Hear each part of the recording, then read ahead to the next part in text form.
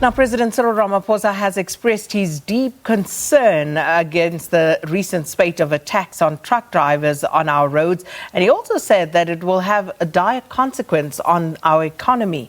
And more than 20 trucks have been targeted on major highways in the past week, resulting in violent attacks and murder.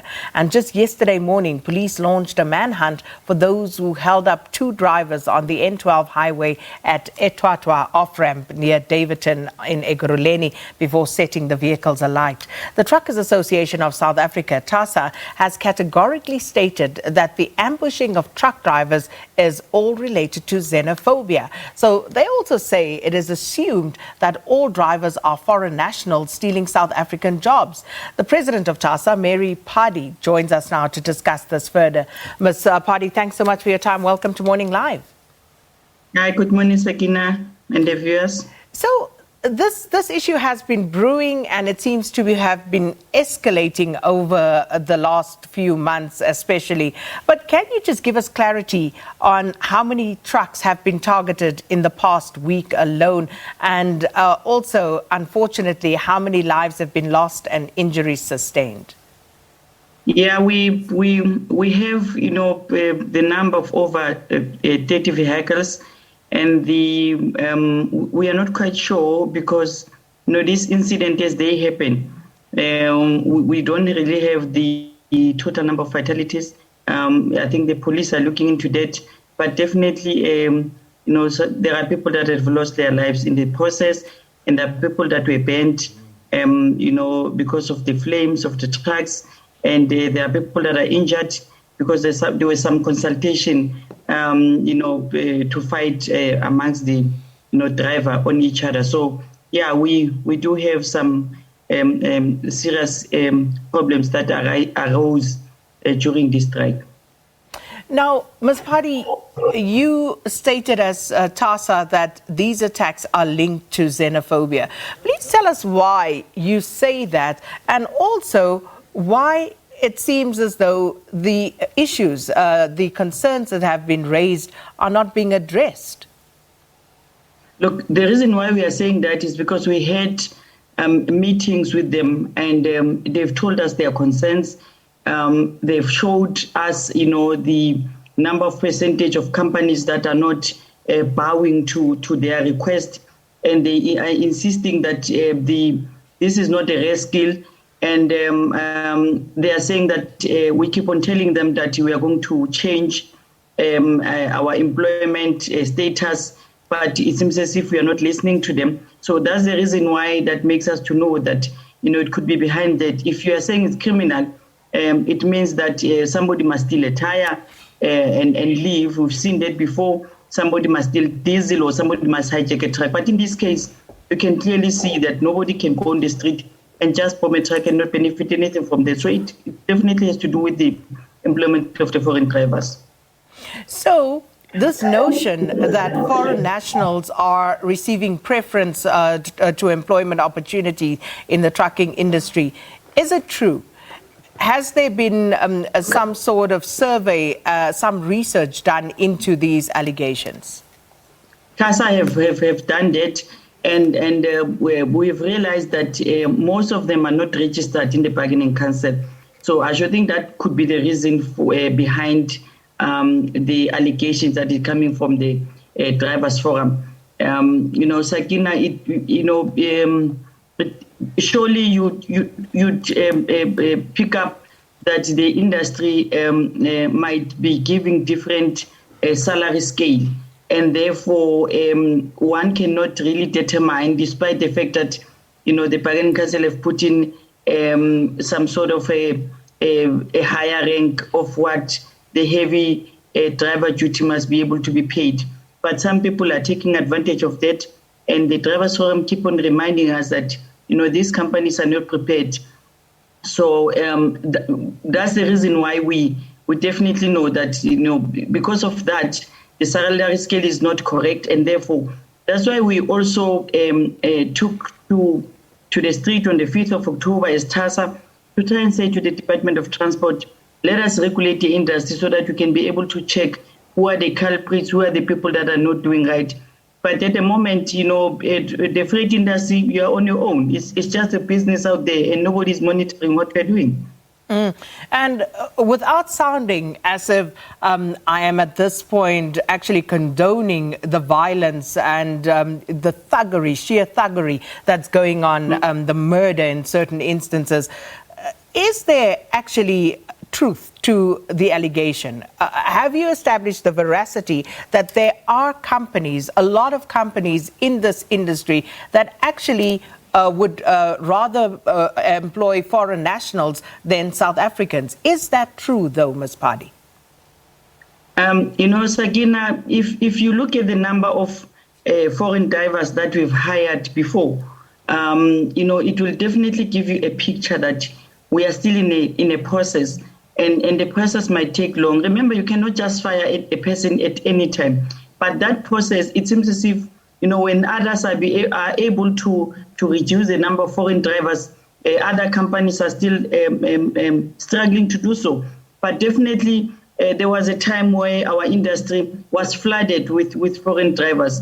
We are reducing the percentage. That's why I said to SAFM that it's about 80%, because we cannot come and deny that. We'll make sure that, in fact, as we deny, we are putting pressure on these South African drivers, to keep on fighting. But if we realize that as employers there are things that we are not doing right, we can be able to fix them. So definitely we are on that process where it needs to be fixed.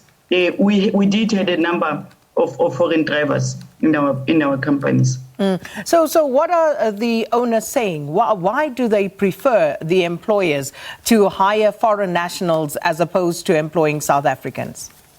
At first, it was not on intention. I should think maybe it's because the past 4 years, when we did our research as an organization, as TASA, we realized that a lot of South African drivers came, a little bit late into the industry. So therefore, it was not done on intention that we are going to employ the foreign drivers, and therefore we are exploiting them, and we are not even going to look at the South African drivers.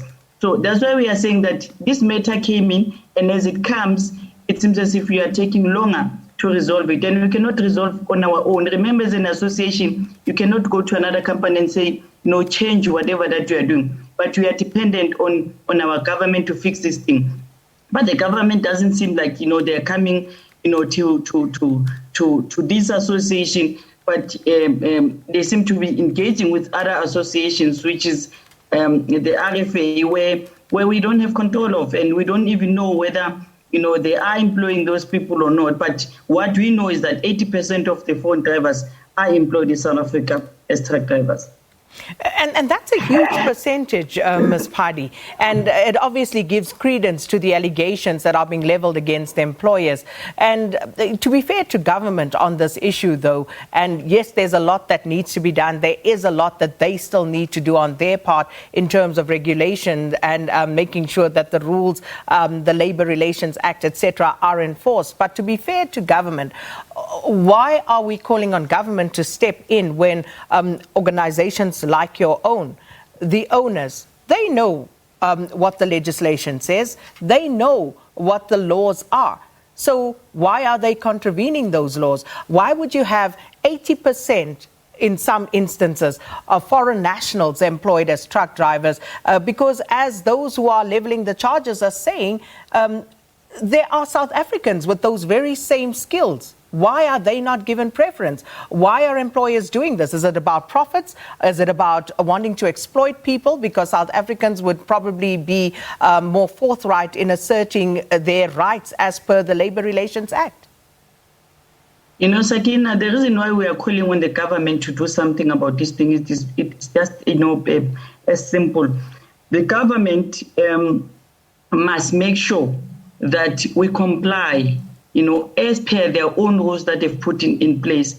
Remember, the truck driver is not a rare skill, and therefore other countries are not doing what South Africa is doing. So the reason why we are involving the government is that when the government speaks, everybody is going to listen.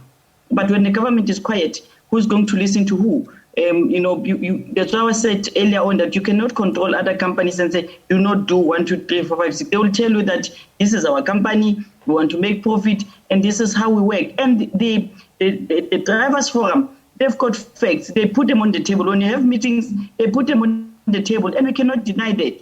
They've told me several times that, the companies are not transforming. And we've, contacted our own members under TASA to say, let's change this behavior. Some of them took long, but we are seeing those changes. But the question is, are we at 100%? No, we are not. And the plan is to go to 95% of employing South African drivers. So the government will help by making sure that when they have a voice, then that voice is going to assist.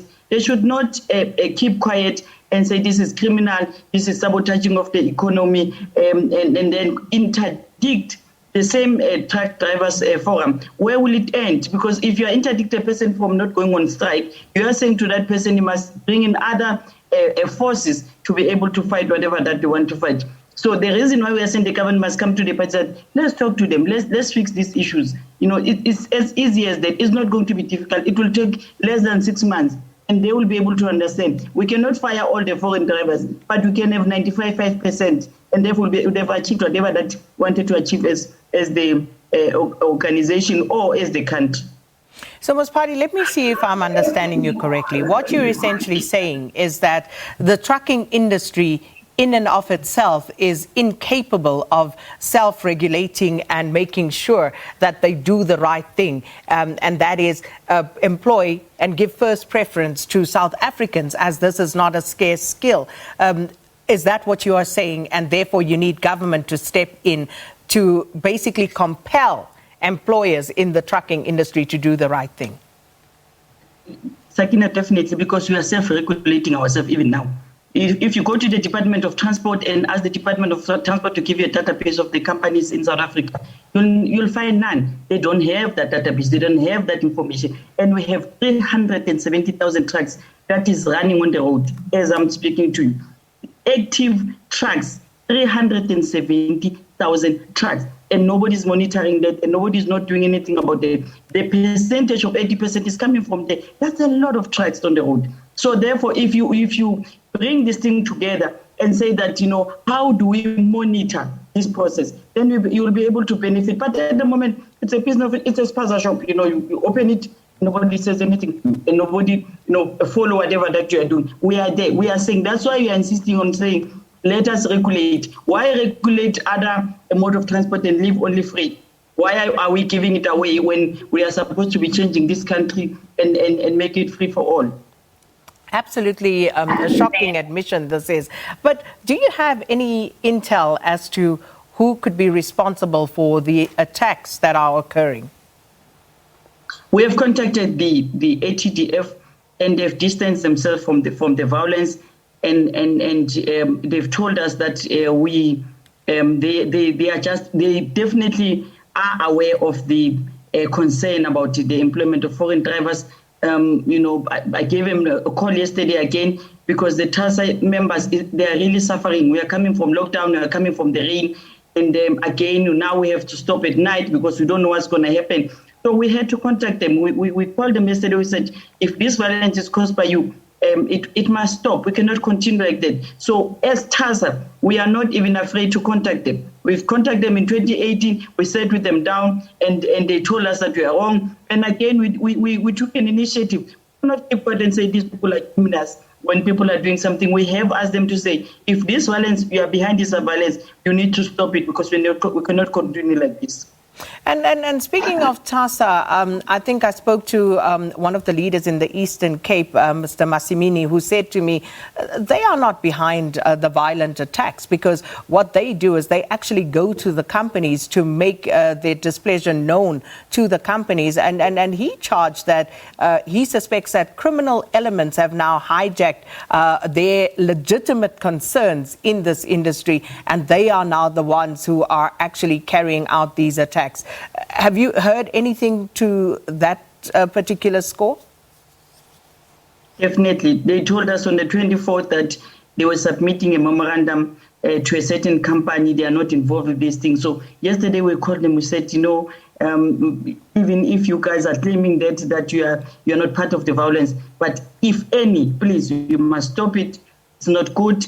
We cannot afford to lose lives. We cannot afford to lose trucks. We cannot afford to lose the goods that are inside the truck. And definitely they are sending a strong message to the government to say, government, do something about this thing. And a lot of people are responding on Twitter, Facebook, that employers are not taking an initiative. And they must just understand that employers are trying by all means to speak to their own colleagues to say, let us fix this thing. And if somebody doesn't want to fix it, what is it that we do? And if we keep on hiding it, definitely we're going to see more violence. So it's rather to speak about it and fix it and make sure that everything is right. Indeed. Just very briefly, Ms. Phadi, according to some reports, many truck companies in South Africa, trucking companies, are also owned by foreign nationals because it's more convenient to register the vehicles in South Africa, as this is, of course, the epicenter of that transit for cargo and manufacturing in certain instances. Are you aware of this? No, that is not accurate. I've seen that. That is not accurate. We really don't have many foreign employers in South Africa in trucking. Definitely not, because there are, some rules and there are some certificates that they must get, and not many of them are owning. We've done the research we did a research of everything. In fact, as an organization under Freight, no, that is not accurate, Sakina. Ms. Phadi, we're going to have to leave it there, but thank you so much for your time. President of the Truckers Association of South Africa, Mary Phadi, talking to us about the recent spate of violent attacks on drivers of heavy-duty vehicles, which she says is also linked to xenophobia. But also, Leanne, quite a frank admission that there is a problem, that employers are actually profit-driven, and therefore they are employing an unacceptably high number of foreign nationals as truck drivers when there are South Africans with that very same skill set. Qualification that can do the job, and this is just fueling the anger. Yes. It doesn't justify it, but this doesn't justify it at all. No. There's never a justification for the murder, for the plunder. No. That's just criminal. Yeah. But, of course, the issue has been raised, it has been highlighted, and I think this is the first step towards addressing it, that you can actually get the owners of these trucks to admit that they are actually, employing foreign nationals as opposed to South Africans because of, the various reasons, cost-saving measures, and driving the bottom line. Crazy. All right, that's it. That's where we leave it for today.